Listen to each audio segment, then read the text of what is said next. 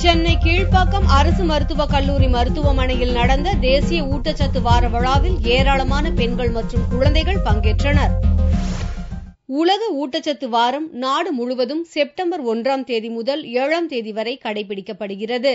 சென்னை கீழ்ப்பாக்கம் மருத்துவக் கல்லூரி மருத்துவமனையின் குழந்தைகள் நலப்பிரிவு சார்பாக 29வது ஆண்டு ஊட்டச்சத்து வாரம் கொண்டாடப்பட்டது.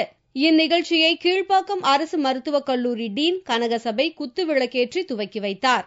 பின்னர் பேசிய அவர், இந்நிகழ்ச்சியின் மூலம் பெண்களுக்கும் கர்ப்பிணி பெண்களுக்கும் ஊட்டச்சத்தின் முக்கியத்துவம் பற்றி விழிப்புணர்வு ஏற்படுத்துவதே நோக்கம் என்று தெரிவித்தார். வாரத்தின் போது பொதுமக்கள் மெயின தாய்மார்கள் இளம் தாய்மார்களிடம் சத்துணவை பற்றி ஒரு விழிப்புணர்வை ஏற்படுத்துகிறோம்.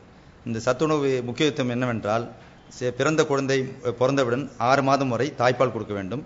6 மாதத்திற்கு பின்னால் தாய்ப்பாலுடன் கூடுதல் உணவு கொடுக்க வேண்டும். 2 வயதுக்கு மட்டும் தாய்ப்பாலை கொடுக்க வேண்டும் என்று தாய்ப்பாலின் முக்கியத்துவமும் அதற்கு பின்னால் சத்துள்ள உணவுகளின் முக்கியத்துவமும் குழந்தைக்கு எடுத்து கூறப்பட்டது.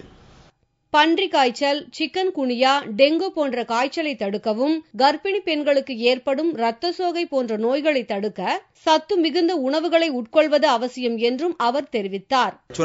நோய் மட்டுமில்லாமல் சிக்கன் குனியா, டெங்கு, மலேரியா போன்ற காய்ச்சல் வருவதற்கு தடுக்கிறதுக்கு சத்துள்ள உணவுகளை சாப்பிட்டு சந்தோஷமாக இருந்து நல்ல தூக்கத்துடன் இருந்தால்தான் உடலில் எதிர்ப்பு சக்தி இருக்கும்.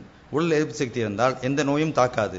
நாம் சத்துணவை சாப்பிட்டு உடல் ஆரோக்கியமாக இருந்தால் எந்த புதிய நோயிலிருந்தும் நாம் காப்பாற்றிக் கொள்ள முடியும். மேலும் கர்ப்பிணி பெண்களுக்கு அதிக சத்து தேவையானது. இந்த இரத்த சோகைதம் அதிகமாக பாதிக்கிறது நமது நாட்டிலே. அவர்களுக்கு இரத்த சோகை வராமல் இருப்பதற்கு இரும்பு சத்து அதிகமாக தேவைப்படும்.